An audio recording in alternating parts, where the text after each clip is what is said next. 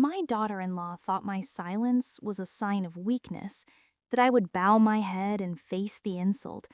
But my calmness was not submission. It was silence in the face of justice. And when my daughter-in-law arrived, I shattered everything she had once called mine. It was Christmas Eve, 9:15 p.m.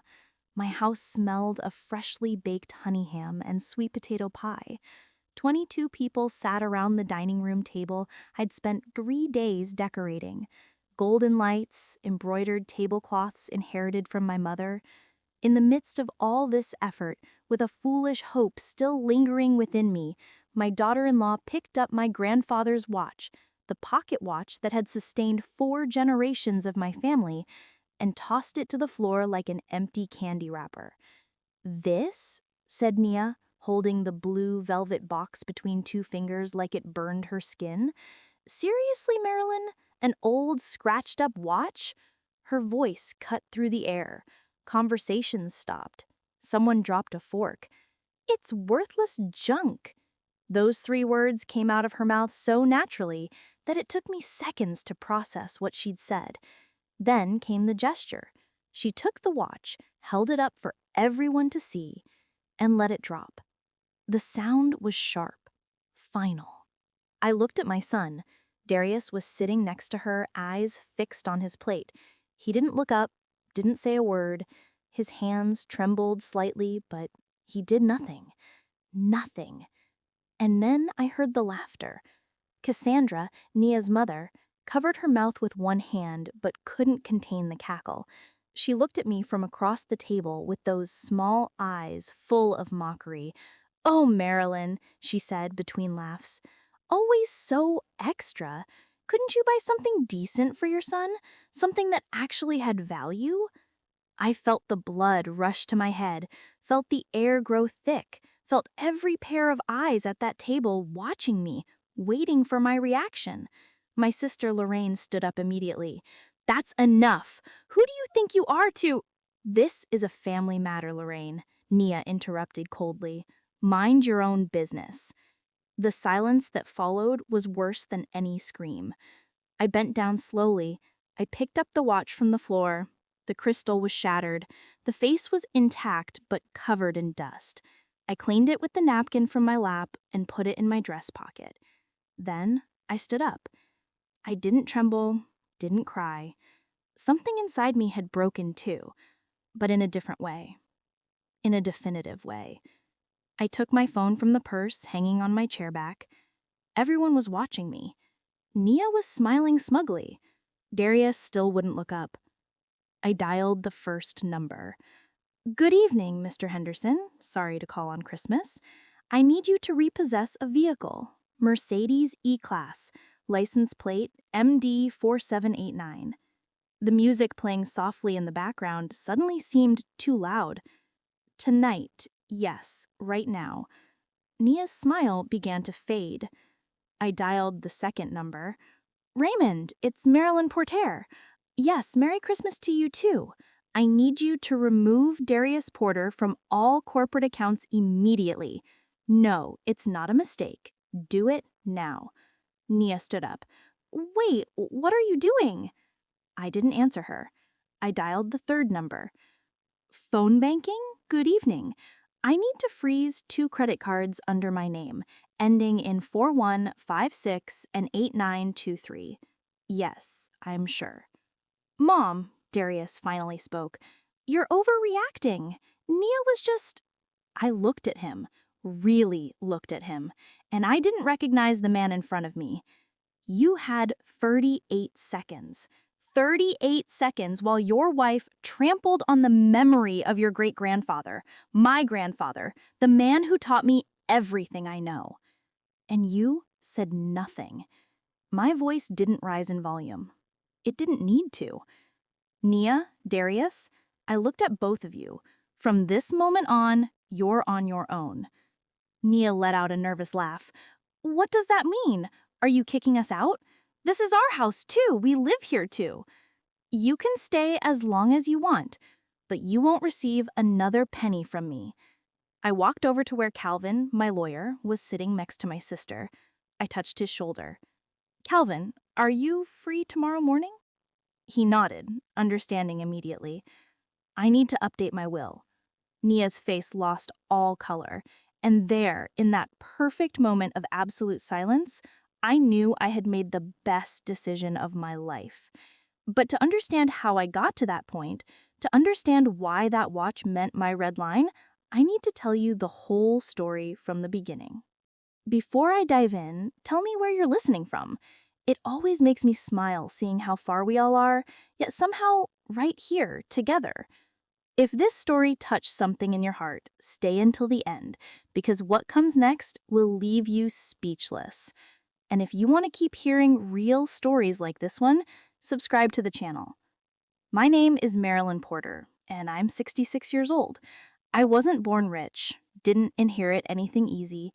Every dollar I have in the bank carries the weight of my cracked hands and sleepless nights. I grew up in Baltimore, in a small house behind a hardware store that eternally smelled of fresh paint and machine oil. My grandfather Ernest was the owner, a man with enormous hands and few words, who taught me more through his actions than his advice. Marilyn, he would tell me while I helped him organize screws and wooden drawers, honest work will never make you rich overnight, but it will give you something that easy money can never buy: dignity. That watch that Nia destroyed in my dining room was his.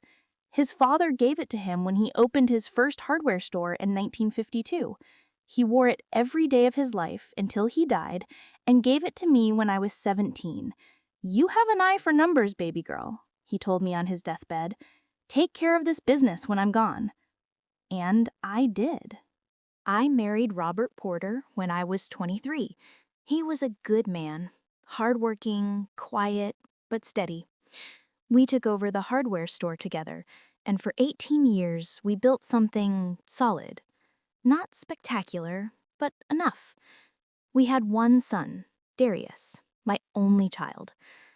Robert died when Darius was 14, a massive heart attack while unloading cement bags on a Tuesday afternoon.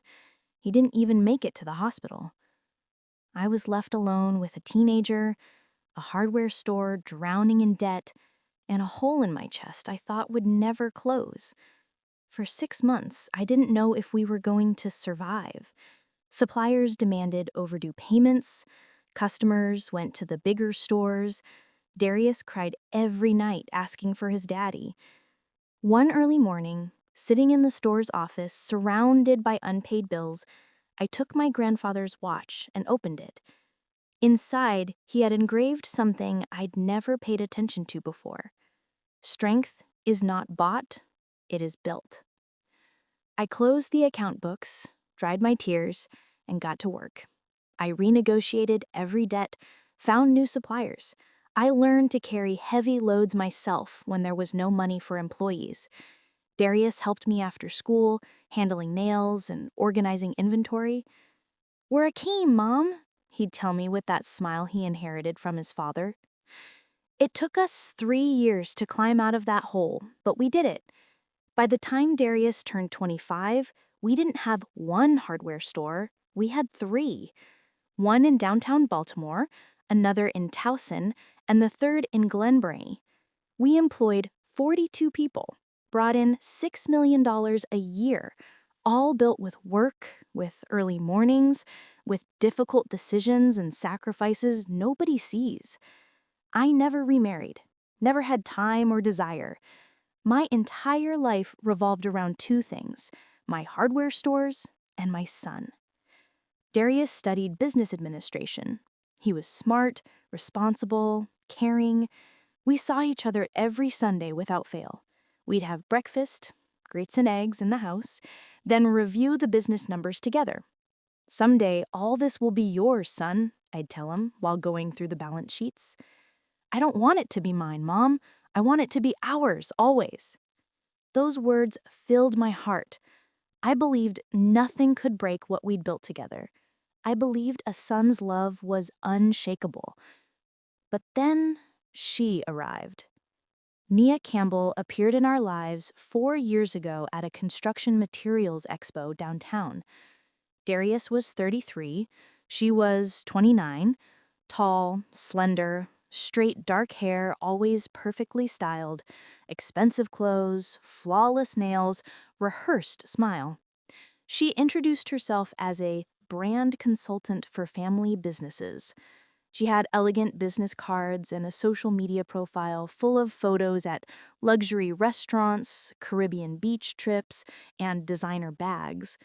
Lifestyle influencer, she called herself. 180,000 followers. Darius was fascinated. I felt something cold run down my spine the first moment I saw her look at me. Her eyes evaluated me from top to bottom in 3 seconds. Calculating, measuring, cataloging. She didn't like me, and I didn't trust her either. But my son was in love, or at least that's what he thought. And what I didn't know then was that Nia hadn't come into our lives by accident. She had come with a plan. The first 3 months were a perfect performance. Nia was charming. She smiled at the right moments. She asked questions about the hardware stores with apparent genuine interest. She called me Miss Marilyn with a tone of respect that I now know was pure theater. "Your son speaks wonders of you," she'd tell me while we drank coffee in my living room. "You must feel very proud of everything you've accomplished." And I, like a fool, softened. Darius brought her to the house every weekend. We had dinner together. She complimented my cooking, though I noticed she barely took a bite. She always had some trendy diet, always had an excuse. But there were things that didn't add up. One afternoon, Darius casually mentioned that Nia lived in an apartment in Harbor East, one of Baltimore's most exclusive areas. Rent? $4,500 monthly. "And what exactly does she live off?" I asked that night when she left. "Her social media, Mom. She has sponsorships, brand collaborations." "Brands of what?" "Clothing, cosmetics, restaurants. I don't know exactly." That vagueness bothered me, so I did what any mother would do. I investigated. Her Instagram profile was impeccable. Professional photos, captions in English and Spanish, tags from 5-star hotels and expensive boutiques. But when I looked carefully, something didn't add up. The comments were generic.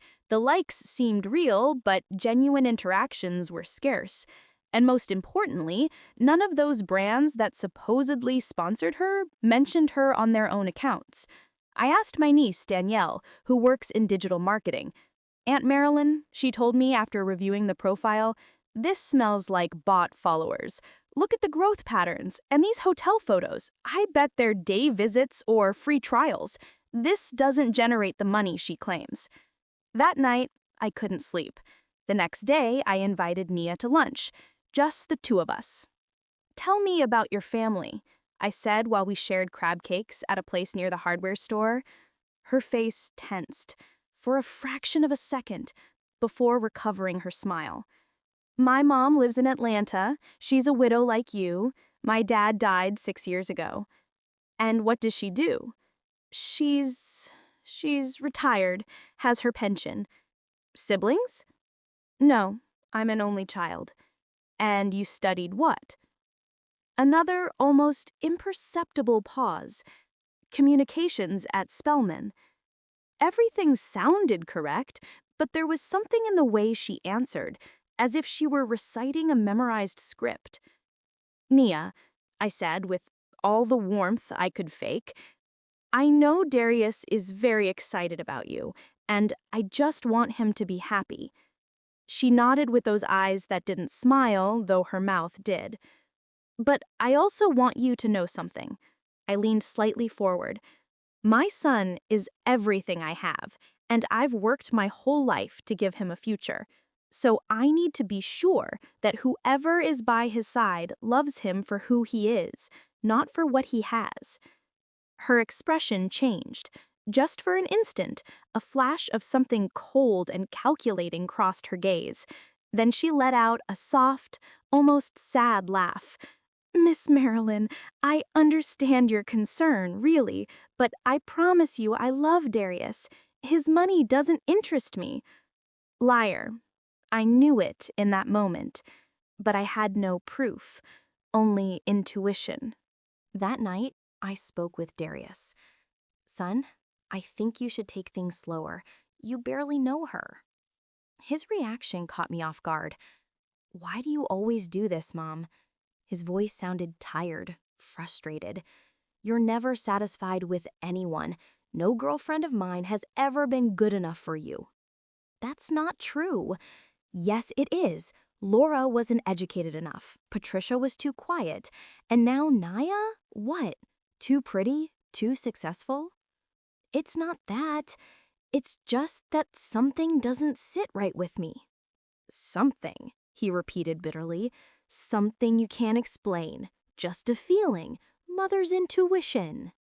No, Mom, mothers overprotect. I'm 33 years old. I'm not a child anymore. Those words hurt more than I expected. I just want you to be happy. Then let me live my life. He left my house, slamming the door. We didn't speak for a week, the longest week of my life. When he finally called, I heard something different in his voice. Something new. Mom, I need to tell you something. My heart stopped. When? Last night. I want you to be the first to know. I should have screamed.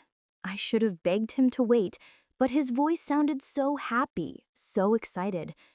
Congratulations, son. If she makes you happy, then she makes me happy too. Another lie. But this time I told it out of love. That night, sitting in my empty kitchen, I held my grandfather's watch in my hands. I don't know what to do, I whispered to the air.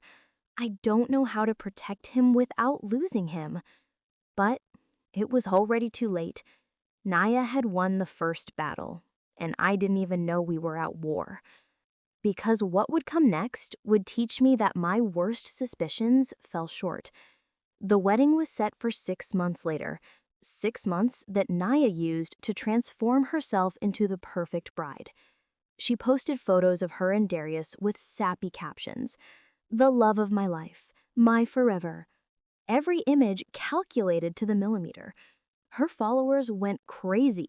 Comments multiplied, and she responded to each one with that fake sweetness that already made me nauseous. But what happened away from the cameras was another story. Miss Marilyn, I need to talk to you, she told me one Saturday morning, showing up at my house unannounced. She brought a thick folder, opened it on my dining room table, and began pulling out papers. I've been looking at venue options for the wedding. Darius and I want something elegant, intimate, special. She showed me photos of an estate on Baltimore's outskirts. Impeccable gardens, fountains, ballrooms with crystal chandeliers. It's beautiful, I admitted.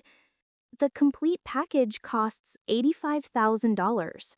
My breath caught. 85 includes everything. Banquet for 200 guests, premium open bar, decoration, live music, 5-tier cake. She spoke like she was reading a menu. Darius says you wanted to help with the expenses. Yes, of course I want to contribute, but that amount is... It's a once-in-a-lifetime event, Miss Marilyn. Her smile didn't reach her eyes. Besides, you have 3 successful hardware stores. I know you can afford it. There it was, the first direct hit. She didn't ask, didn't suggest, she assumed. Let me talk it over with Darius, I said, trying to maintain my composure. We already talked about it. He agrees. We just need you to confirm. I felt cornered in my own house. In the end, I accepted because refusing meant being the cheap mother-in-law who ruined her only son's wedding. $85,000, almost everything I had saved that year. The wedding was exactly as Naya planned it. Perfect for Instagram, cold in person. I sat in the front row wearing a dress I bought specially for the occasion, watching my son marry a woman I knew deep in my soul, didn't love him. During the reception, Darius sought me out with his gaze and smiled at me, a genuine, happy smile. And I returned the smile, swallowing all my doubts. Because that's what mothers do. They smile even when they're breaking inside. The honeymoon was to Punta Cana, 2 weeks, all paid by me, though that was never mentioned in the photos Naya posted on her networks. When they returned, I expected them to look for their own place, an apartment, a house, their space. Instead, one afternoon, Darius arrived with 2 suitcases. "Mom, can we stay with you while we look for something? It'll just be a few months," he said. Naya was behind him, smiling. "The real estate market is so expensive right now. We need time to find something worthwhile." What would I say?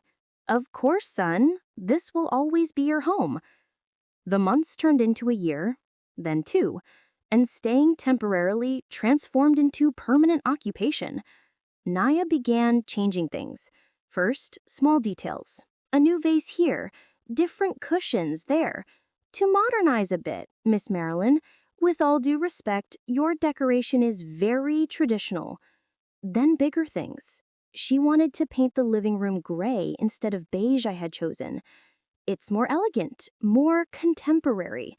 One day I came home from work and my wedding photo with Robert, which had been on the living room wall for 25 years, was gone. "Where's my photo?" I asked, trying to stay calm. "I put it in your room, Miss Marilyn. It made the living room look like a museum. We need more neutral spaces." Museum. She called my history a museum? "That photo goes back to its place," I said firmly.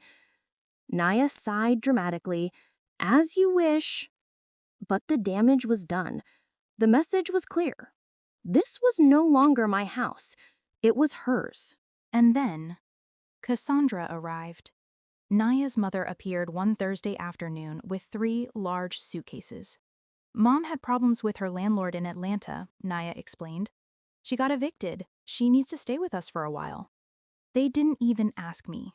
Cassandra was a 57-year-old woman, round with a shrill voice and constant opinions. She settled into the guest room like it was a hotel. She never offered to help with anything. She didn't cook, didn't clean, spent her time watching soap operas and criticizing everything I did. "Oh, Marilyn, are you still using that blender? It's so old." "Marilyn, you should change those curtains. They look so 80s. Why don't you hire someone to help with the garden? It looks neglected."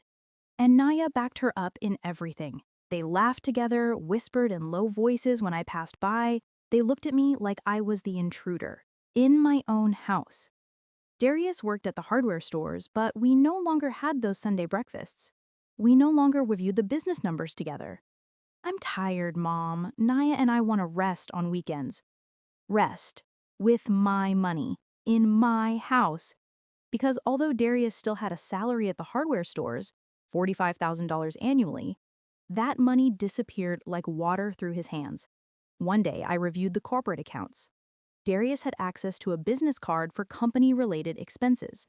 The last transactions froze my blood. Expensive restaurants, clothing boutiques, a jewelry store in Harbor East, $120,000 on a bracelet.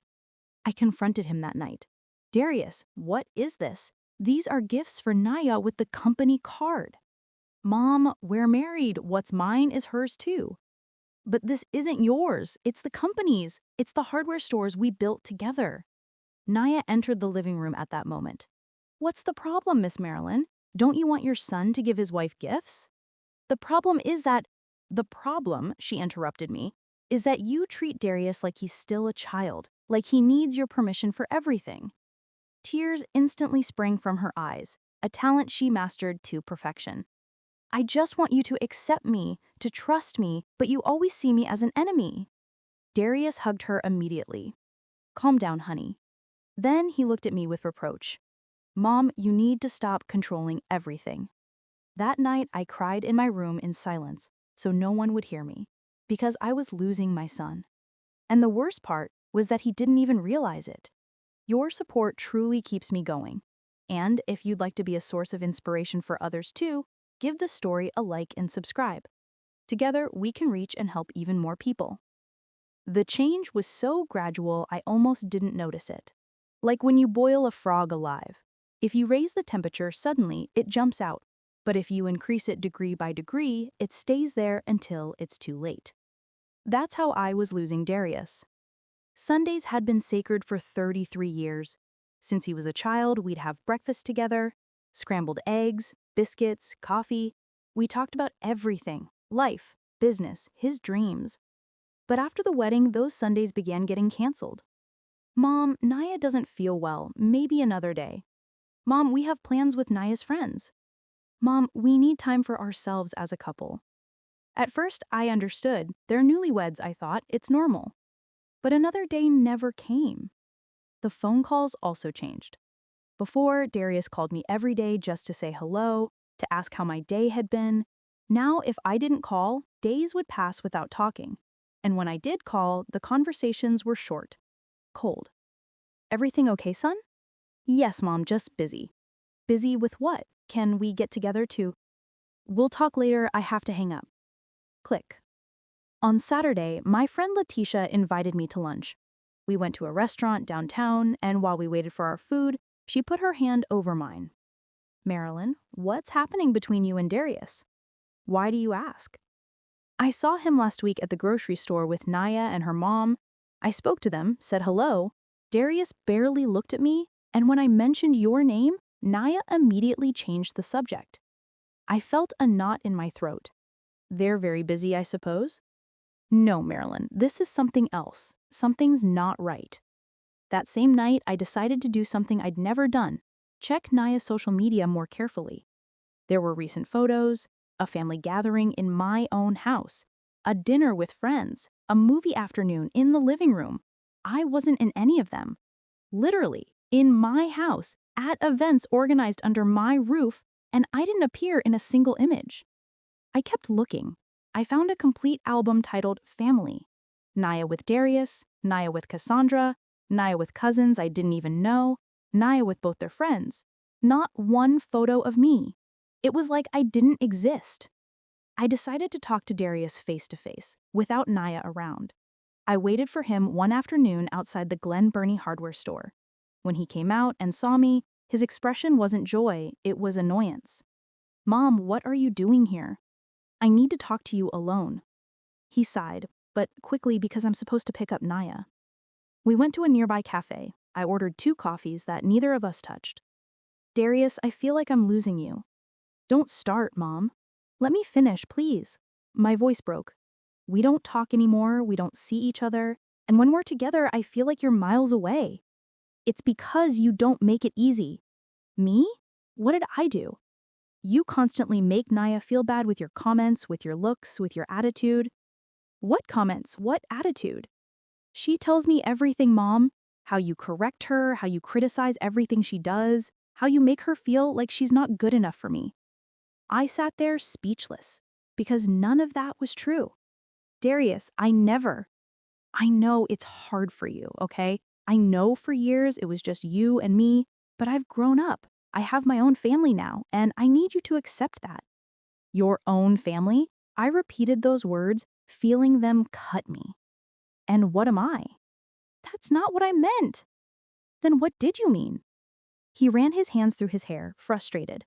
I meant that you're no longer the center of my life, that Naya is my priority, and I need you to accept that. He ran his hands through his hair, frustrated. I meant that you are no longer the center of my life, that Nia is my priority, and I need you to accept that. No longer the center of your life, I repeated, feeling those words slice through me. And what am I? That's not what I meant to say. Then what did you mean to say? My phone vibrated. A message from Rocio, my trusted manager. Mrs. Porter, did you authorize Nia to use the company truck to go shopping? I felt my blood boil. I showed the message to Darius. You gave her access to the vehicles too? She's my wife. What's wrong with that? They're not yours to give away, Darius. They belong to the company. You're impossible. He stood up from the table. I can't talk to you when you're like this. Like what? Like defending what I built with my own hands? Like controlling, manipulating, making everyone feel guilty? Those words went through me like bullets. I'm not. I have to go. And he left. I sat there in that empty cafe, watching my coffee grow cold, feeling everything I had built crumbling. 2 weeks later, I discovered something worse. Danielle, my niece, sent me screenshots, Instagram stories from Nia that were only visible to close friends. In one of them, she was in my living room with Cassandra and 2 of her friends, wine glasses in hand. The text read, "When your mother-in-law goes to work and you can finally breathe." The comments were worse. "Girl, how patient you are. Just kick her out of her own house already." "Haha, send her to a nursing home. She served her purpose." And Nia had reacted with laughing faces to every comment. I cried so much that night, I thought I was going to dehydrate. But the worst was still to come. One afternoon, I came home early. I had closed an important sale and wanted to share the news with Darius. Maybe we could reconnect. As I entered, I heard voices in the kitchen. Nia was on a video call with the speaker on. "I can't stand it here anymore, I swear. She's unbearable. Always watching, always with her comments." And Darius, what does he say? Darius does what I tell him. I almost have him convinced. In a few months, all this will be ours. We just have to wait a little longer. "And if she leaves you out of the will?" Nia let out a laugh. "She won't leave her only son with nothing. And when Darius inherits, I inherit. That's how it works." I stood paralyzed in the hallway. Everything clicked in that moment. Every detail, every manipulation, every fake tear. She never loved me, never loved Darius. She only wanted what she could get from us. I backed up silently, left the house, got in my car, and drove aimlessly for hours. When I finally returned, it was already dark. Nia and Cassandra were in the living room, watching television like nothing had happened. "Good evening, Miss Marilyn," said Nia with that perfect smile. I returned the smile because I had learned something from her. I could act too. And as I headed to my room, an idea began forming in my mind. If she could play games, so could I. But my rules were going to be very different. November arrived with unusual cold for Baltimore. I kept smiling, kept being kind, kept behaving like the naive mother-in-law Nia thought I was. But inside, something had changed. I was no longer the woman who begged for attention. I was no longer the desperate mother trying to get her son back. I was a businesswoman who had survived my husband's death, debts, abusive suppliers, 30 years in a market dominated by men. And if life had taught me anything, it was this: never underestimate a woman who has nothing left to lose. I began documenting everything, every unjustified expense, every misuse of company resources, every credit card, every receipt, every bank transfer. I asked my accountant, Raymond, to prepare a detailed report of the last 3 years, confidential, just for my eyes. When he handed me the folder, I had to sit down. $1,700,000. That was the exact amount I had covered since Nia entered our lives. The wedding, $850,000. The Mercedes that Darius drove but Nia used as hers, monthly payments totaling $320,000. Credit cards, $410,000. Clothing, restaurants, trips, jewelry, spa treatments, beauty salons, the rest.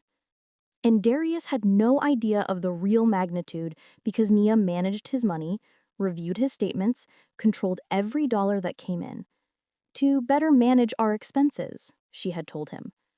How convenient. One night, while reviewing those numbers in my office, my sister Lorraine called me. "Marilyn, are you okay? You seem strange lately." "I'm fine," I lied. "I've known you since you were born. What's happening?" And then, for the first time in months, I broke down. I told her everything. The manipulation, the isolation, the conversation I overheard, the numbers I had just discovered. The rain was silent for a moment. And what are you going to do? I don't know yet, but something has to change. Well, I support you in whatever, but be careful, sister. That woman is dangerous. I know. That's why I have to be smarter than her. December arrived, and with it, the social pressure of the holidays. Nia began talking about Christmas dinner weeks in advance. This year, we should do something big, Miss Marilyn. Invite the whole family, my friends too. It would be perfect for my social media. Of course, her social media. That sounds fine to me, I said calmly. I'll take care of everything. Her surprise was evident. She expected resistance. Really? Of course. It'll be my Christmas gift to both of you. The following days, I devoted myself to planning. I hired a catering service, bought decorations, Christmas lights, a huge tree that reached the living room ceiling. I spent $38,000 on that dinner. Naya supervised everything with a critical eye. These flowers are too simple, Miss Marilyn. You should put white roses. The table looks too traditional and needs a more modern centerpiece. You're not hiring a professional photographer. All my friends will want photos. I nodded to everything. I smiled. I pleased. Cassandra also had opinions. Oh, Marilyn, that tablecloth is so old. Don't you have something more elegant? Are you going to make that dry turkey you made last year? You should order one from those fancy restaurants. I ignored them. I continued with my plans. But there was something more important than the dinner. The gift. I had thought a lot about what to give Darius. I needed to do something meaningful, something that communicated everything I couldn't say with words. One afternoon, I opened the safe in my room. There, wrapped in navy blue velvet, was my grandfather's watch. I had stored it after Robert's death. It was too painful to see. Too many memories. I took it out carefully, cleaned it with a soft cloth. The metal gleamed under the light. On the back was still the inscription my great-grandfather had engraved in 1952. Strength is not bought, it is built. I opened the watch. Inside, my grandfather had pasted a tiny photo, him and my grandmother the day they opened the first hardware store. Young and smiling, full of hope. I ran my finger over the glass, and tears fell without permission. This watch had seen 4 generations of honest work, of early mornings, of sacrifices, of dignity. And now I would hand it over to the 5th generation, to my son, as a symbol of forgiveness, of continuity, of faith that I could still get him back. I bought a new wooden box made of walnut with brass hinges. I had the interior lined with wine-colored silk, and wrote a letter. Darius, this watch belonged to your great-grandfather Ernest, then your grandfather, then me, and now it belongs to you. Every scratch on its surface tells a story. Every mark is a day of work. Every second it marks is a heartbeat of our family.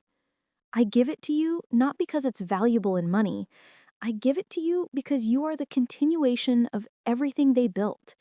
You are my pride. You are my legacy. And no matter what happens, you will always be my son. With all my love, Mom.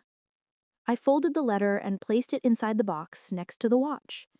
The night of December 23rd, I couldn't sleep.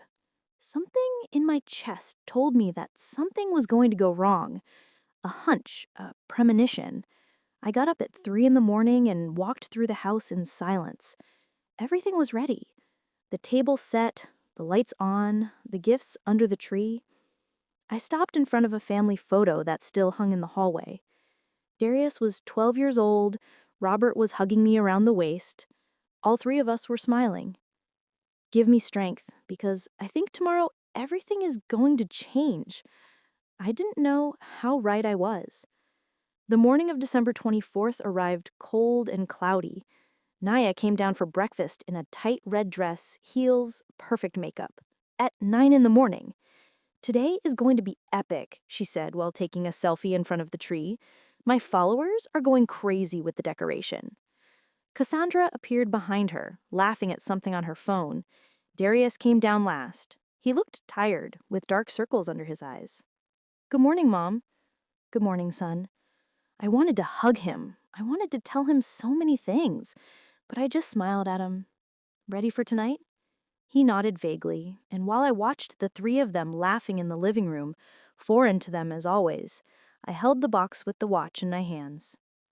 I didn't know that in a few hours, that piece of metal and memories was going to become the line that separated my life into a before and after. That tonight, everything I had endured in silence was going to explode. That I would finally defend myself, and that when I did that, there would be no turning back. The guests began arriving at 7 in the evening. My sister Lorraine was the first. She brought her husband Richard and my nieces Danielle and Camila. She hugged me tight at the door. "Are you sure about this?" she whispered in my ear. "There's no turning back," I replied. My cousins arrived, my friends, close acquaintances from the business. In total, 22 people filled my house with laughter and hugs. Naya was in her element, posing for photos, hugging every guest like they were lifelong friends, even though she barely knew some of them. "I'm uploading everything live," she told one of her influencer friends who had also come. "My followers are going crazy with the decoration." Cassandra walked around the living room with a glass of wine, giving opinions about everything. "Oh, but how nice this turned out, though I would have put the lights differently, more modern, don't you think?" I breathed deeply, smiled, served drinks. At 8, we sat down to dinner. The table was beautiful, I have to admit. White porcelain plates, silver cutlery, crystal glasses that reflected the tree lights. The ham glazed in honey in the center, golden and steaming. Darius sat to my right, Naya next to him, Cassandra across from me because, of course, she had claimed that spot. Before we began, I said, raising my glass, "I want to thank everyone for being here. Family is the most important thing we have, and tonight we celebrate that." "Cheers," everyone said in unison. Naya looked at me. There was something strange in her expression, as if she were evaluating me. At 9:30, after dessert, Nia tapped her wine glass with a spoon. "It's time for presents," she announced with enthusiasm. "I want to start." She got up and pulled several boxes wrapped in gold paper from under the tree. "This is for you, Miss Marilyn," she said, handing me one. I opened it. It was an apron with the phrase, "World's Best Mother-in-Law." The laughter was uncomfortable. Lorraine looked at me with narrowed eyes. "Thank you," I said, putting it away. Nia distributed more gifts. For Darius, an Italian leather wallet. For Cassandra, an expensive perfume. For her friends, brand cosmetics. All bought with money she hadn't earned. Then it was my turn. I had bought gifts for everyone.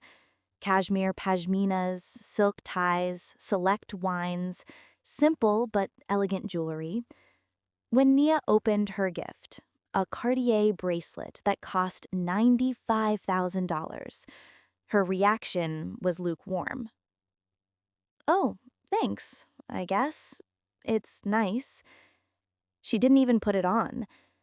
Cassandra opened her pashmina, worth $18,000, looked at it briefly and left it on the table without even taking it out of the packaging.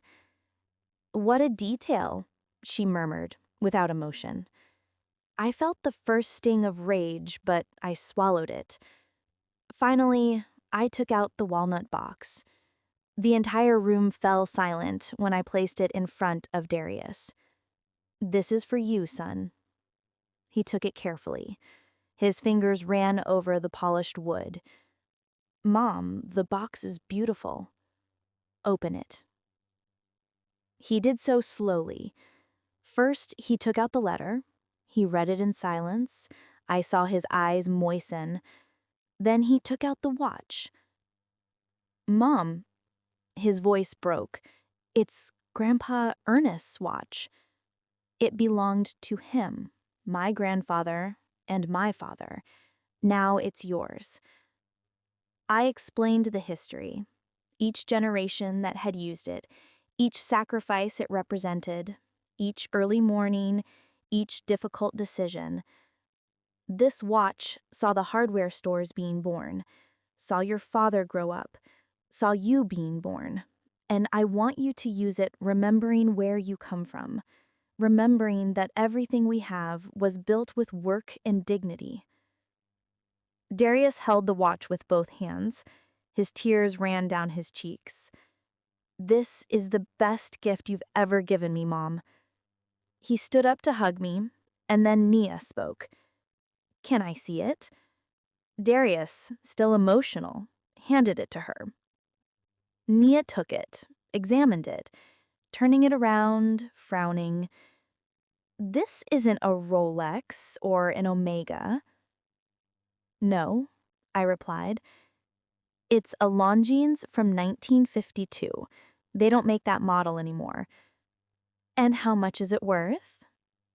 The question hit me like a slap. It's not about how much it's worth, Nia.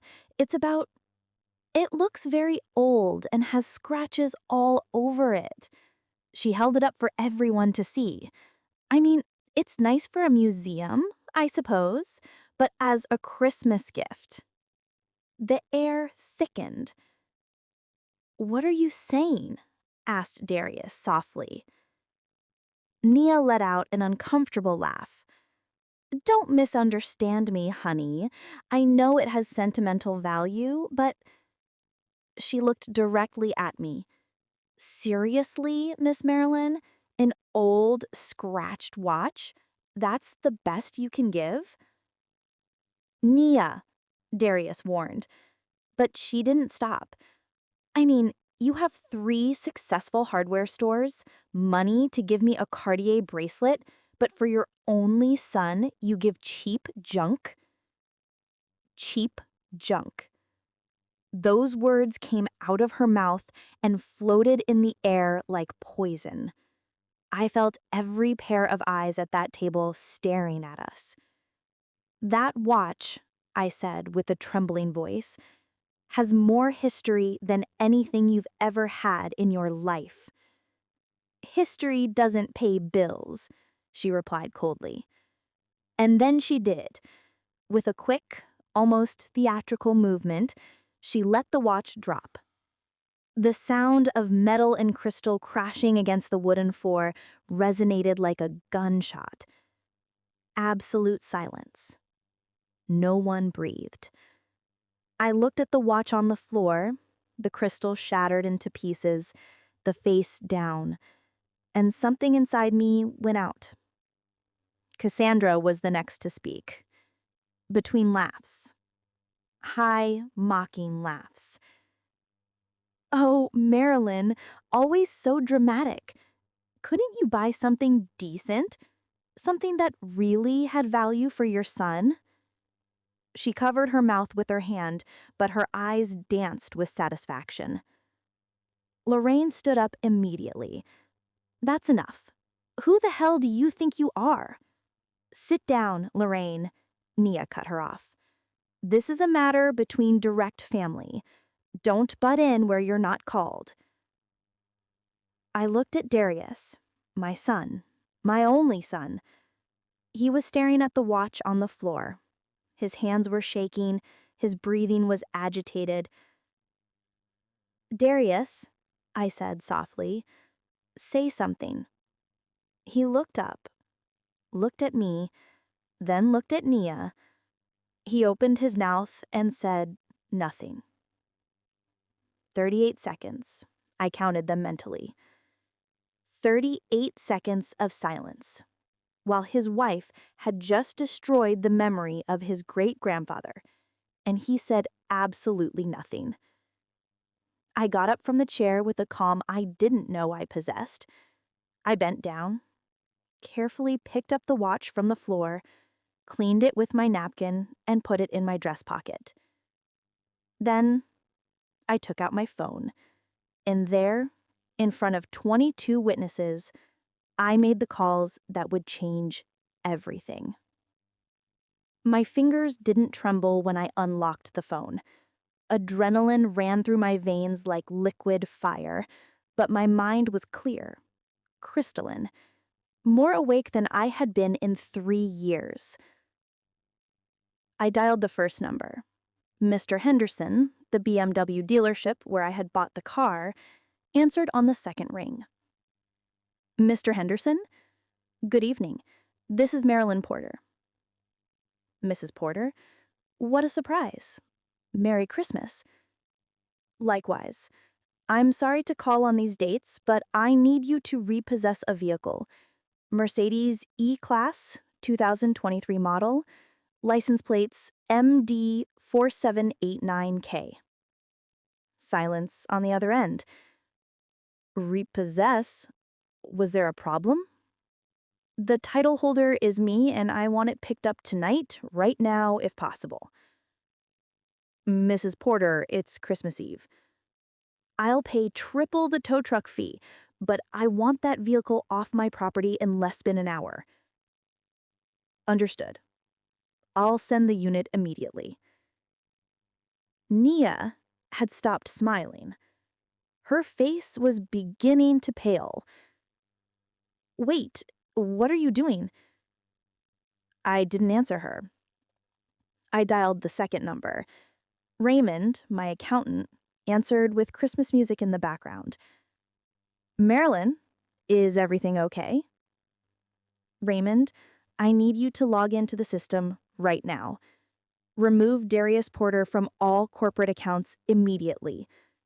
No, it's not a mistake. Do it now. I heard a sigh, then the sound of footsteps moving away from the noise. Give me 2 minutes. Thank you.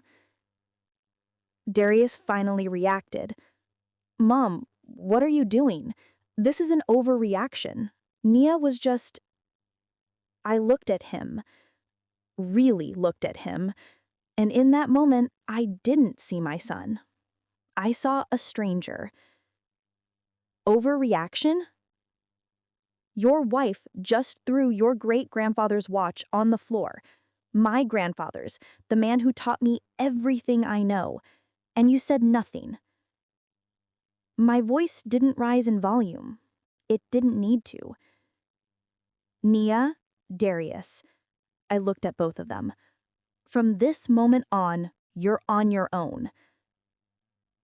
Nia let out a nervous laugh.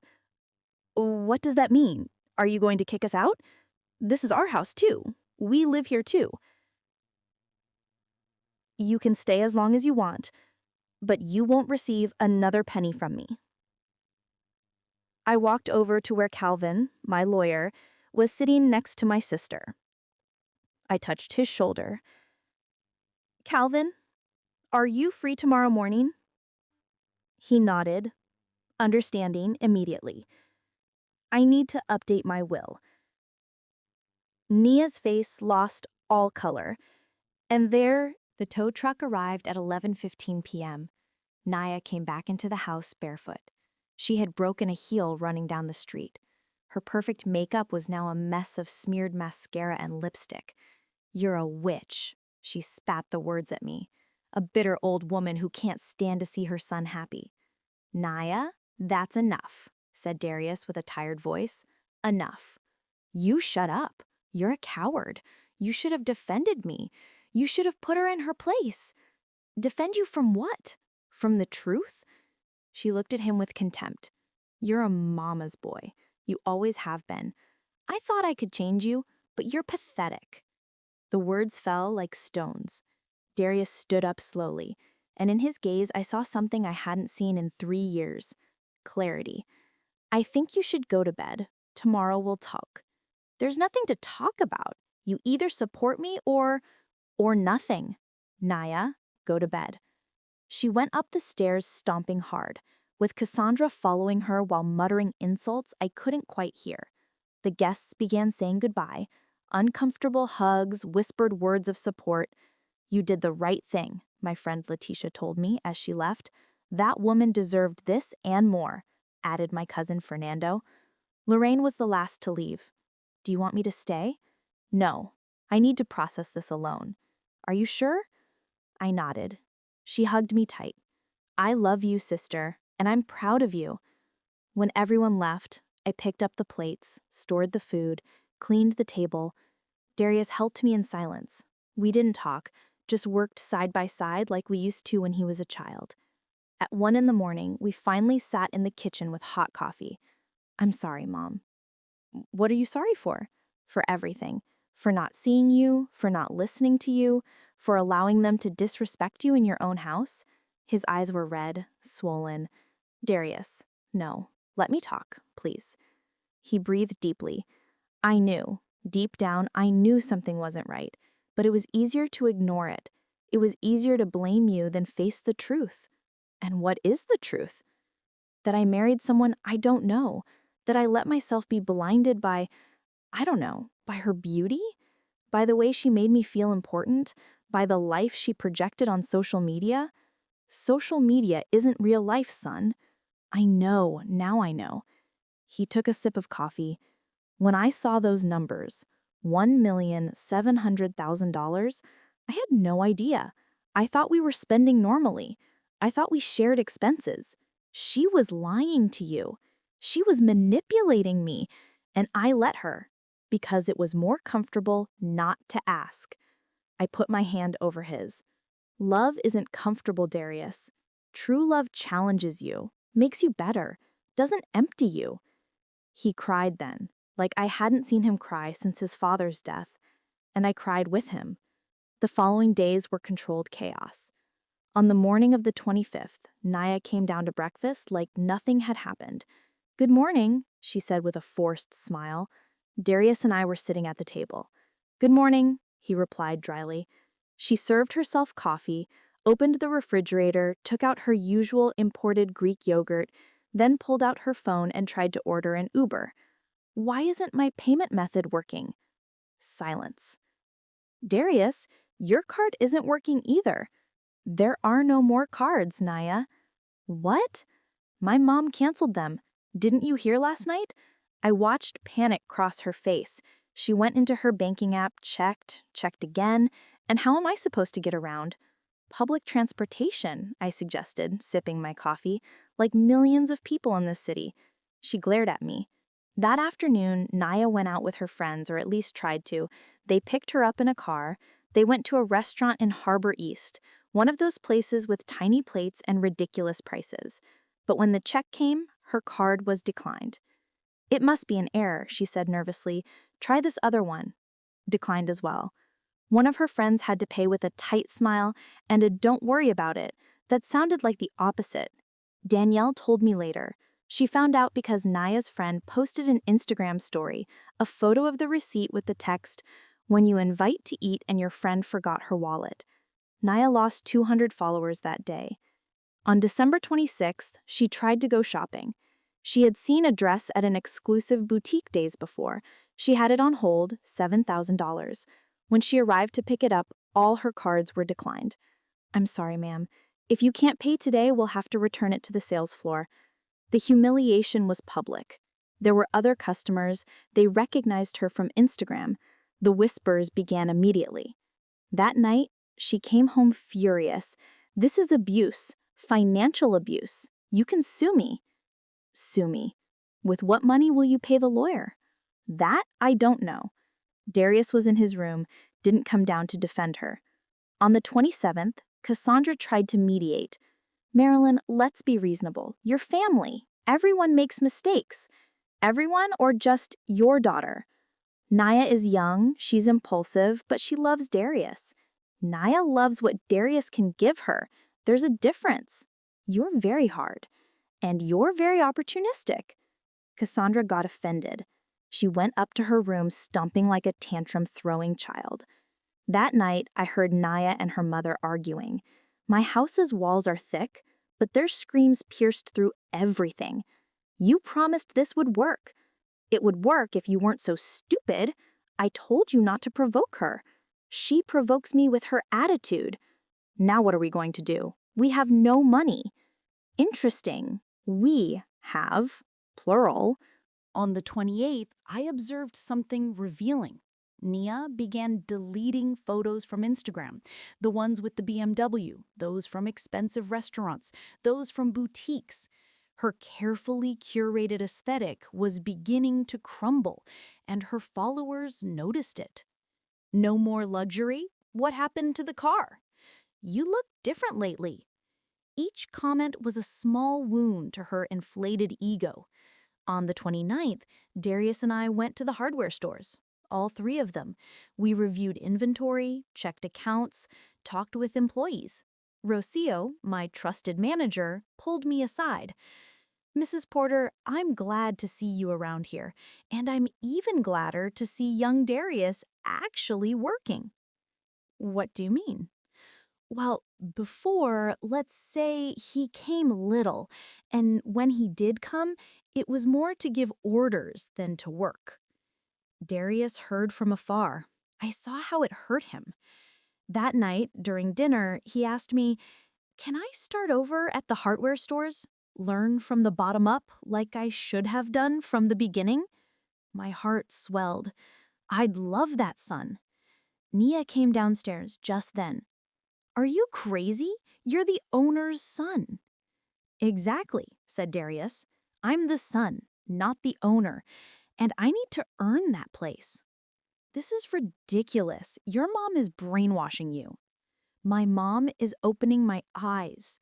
She let out a hysterical laugh. "You know what? Do whatever you want. I'm leaving." "Where?"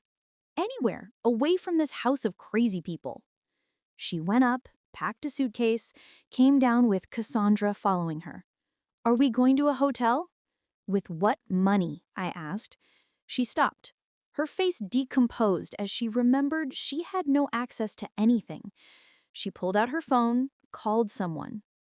"Lupita, it's Nia. Hey, can you lend me money for a hotel? Just a few nights while—" "Hello, Lupita?" They had hung up on her. She tried another contact, and another, and another. No one answered.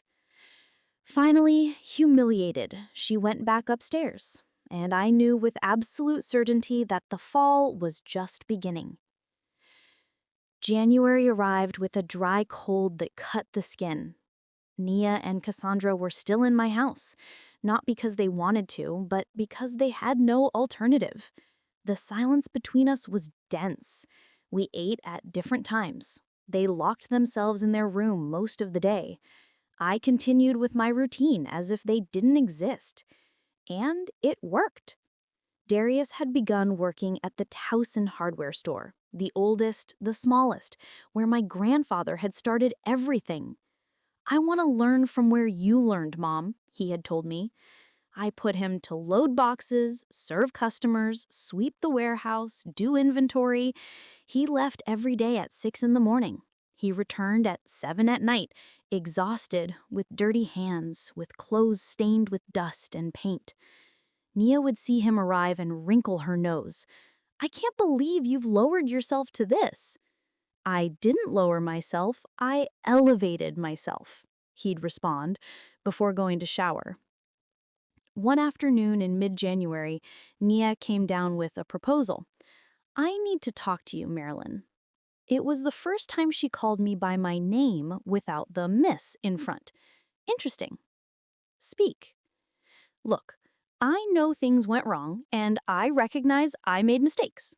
I raised an eyebrow. "Nia, admitting an error. Interesting." "But we can't continue like this. This isn't sustainable. I propose we make a deal." "What kind of deal?" "You give me a monthly allowance, not much, let's say $30,000, and I promise not to spend on unnecessary things. I'll be more responsible." I looked at her fixedly. "And what do I gain from that deal?" "Peace, a united family, and I'll try to be a better daughter-in-law." I smiled, not with kindness, with pity. "Nia, do you really think your problem is solved with money?" "Everything is solved with money." "There's your mistake. Money doesn't buy character, doesn't buy humility, doesn't buy true love." "Then what do you want from me?" "Nothing. I want nothing from you." She stood there processing my words. So I'm supposed to live with nothing? Like a homeless person? You're supposed to live like most people, working, earning your own money. I work. I have my Instagram. Instagram isn't work when your followers were bought and your sponsorships are lies. Her face turned red. How do you know that? Because I investigated it 3 years ago and it was all fake, like you. She left the kitchen furious. 2 days later, I found Nia crying in the living room. Not manipulation tears, this time real tears. It's over, she murmured, looking at her phone. What? It's over. Everything. She showed me her phone. The comments were merciless. Fraud. Lived off her mother-in-law's money. Fake influencer. How pathetic. I've lost 200,000 followers. The brands are blocking me. No one wants to work with me.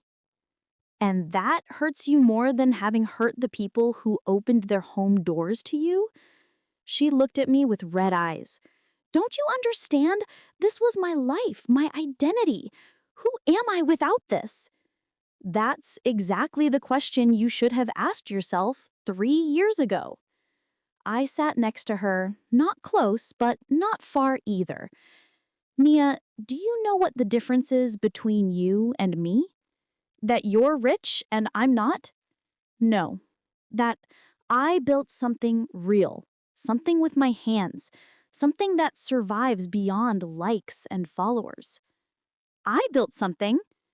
You built an illusion, and illusions always crumble. She wiped her tears with anger. And now what? Are you going to kick me out? No, you can stay as long as you need, but with one condition. What? That you get a real job and start paying your share of this house's expenses. Work? Me? Doing what? Whatever. Waitress, saleswoman, receptionist, whatever you find. That's humiliating. Humiliating is living 3 years off someone else's effort while pretending you earned it yourself. She got up from the couch and went upstairs, but something had changed in her posture. Something small, almost imperceptible. Humility. A week later, Nia got a job at a clothing store in a shopping mall. Salary? $8,000 a month. She came home the first day with swollen feet, wounded pride, and an expression I'd never seen on her. Humility. It was horrible, she told Darius during dinner. People are rude, my feet hurt, and the manager treats me like I'm stupid. Welcome to the real world, he replied while serving rice. My mom did this for 30 years. I'm doing it now. It's part of life. Nia looked at me, expecting me to say something, to defend her, to pity her. I didn't. February brought deeper changes. Cassandra announced she was returning to Atlanta. Her pension had arrived and she'd found a cheap room to rent. I can't stand this tension anymore, she told me the day she left, but I hope you know you ruined my daughter's marriage. I didn't ruin anything. I just stopped sustaining a lie. She left without saying goodbye. Nia stayed more alone, quieter, more present. She began doing things she'd never done, washing her dishes, cleaning her room, buying her own things with her own money. One afternoon, I found her in the kitchen trying to cook. What are you doing? Pasta. Well, trying to. I don't know if it turned out well. I tried a bite. It was bland, but edible. It's fine for your first time. Something like a smile crossed her face. My mom never taught me to cook. We always ordered food or went out to eat. It's never too late to learn. Those were the first kind words I directed at her in months. March brought deeper changes. Cassandra announced she was returning to Atlanta. Her pension had arrived and she'd found a cheap room to rent. I can't stand this tension anymore, she told me the day she left. But I hope you know you ruined my daughter's marriage. I didn't ruin anything. I just stopped sustaining a lie. She left without saying goodbye. Nia stayed more alone, quieter, more present. She began doing things she'd never done, washing her dishes, cleaning her room, buying her own things with her own money. One afternoon, I found her in the kitchen trying to cook. "What are you doing?" "Pasta." "Well, trying to. I don't know if it turned out well." I tried a bite. "It was bland, but edible. It's fine for your first time." Something like a smile crossed her face. "My mom never taught me to cook. We always ordered food or went out to eat." "It's never too late to learn." Those were the first kind words I directed at her in months. March brought deeper changes. Cassandra announced she was returning to Atlanta. Her pension had arrived and she'd found a cheap room to rent. "I can't stand this tension anymore," she told me the day she left. "But I hope you know you ruined my daughter's marriage." "I didn't ruin anything. I just stopped sustaining a lie." She left without saying goodbye. Nia stayed more alone, quieter, more present. She began doing things she'd never done, washing her dishes, cleaning her room, buying her own things with her own money. A rightful thing she never did before, but it was one she was proud about changing her ways. 2 weeks later, Nia moved out. There was no drama, no screaming, just uncomfortable hugs, and farewell words that sounded like silent apologies. When her Uber drove away, Darius and I stayed on the porch. "How do you feel, son?" "Free. Sad, but free." "That's good." "Yes, freedom always hurts at first, but then it's the best thing that can happen to us." 6 months passed. Darius kept working at the hardware stores. Now he was manager of the Towson location. He had earned the respect of employees, customers, and himself. I had started traveling.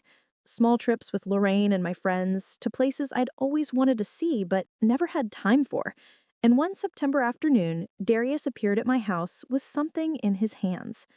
The watch. I had it repaired, Mom. New crystal, complete cleaning, they even serviced the mechanism. I opened it. It worked perfectly. The constant tick-tock filled the silence. "I've been wearing it every day," he said with a trembling voice, "to remember, to never forget what I lost when I stopped valuing what I had." Tears ran down my face. "Can I keep it?" "It's already yours, son. It always was." We hugged, and in that hug, 3 years of pain healed.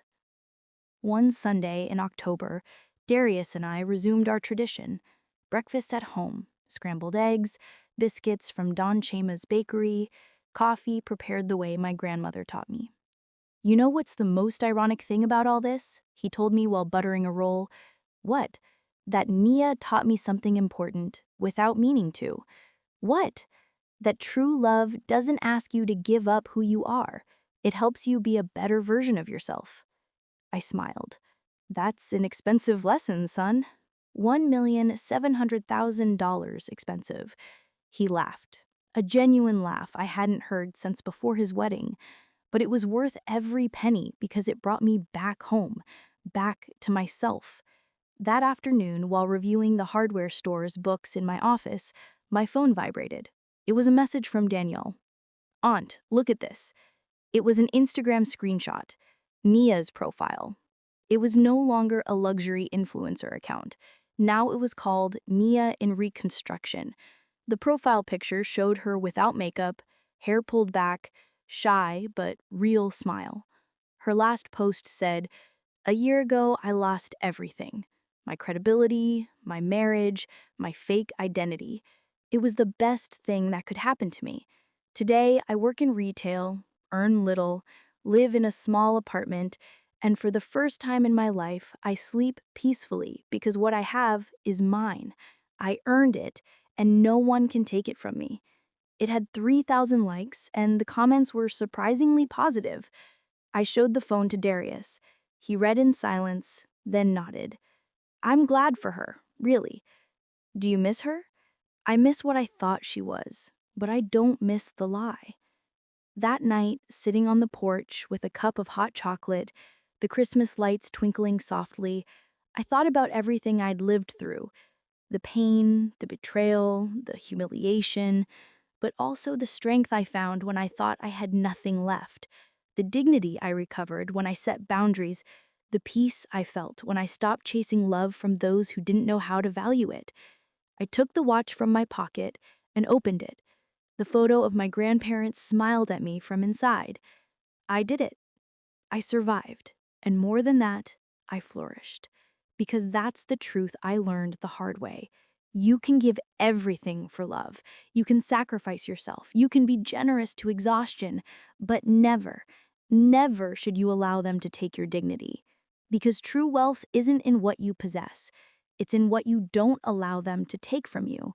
And I had recovered the most valuable thing, my self-respect. I closed the watch, the tick-tock resonated in the silent night, and I smiled, because finally, after so much time, I was at peace. Thanks for staying with me until the end. I've left 2 more stories on the screen. Which one's calling your name? And you, listening from wherever you are, have you ever had to set boundaries when everyone expected you to keep giving everything? Have you had to choose your dignity over someone's love who didn't value you? Tell me your story and write which country you're listening from, because these stories aren't just mine, they're ours. And by sharing them, we remind each other that we're not alone, that we're stronger than we think, and that it's never too late to recover what belongs to us.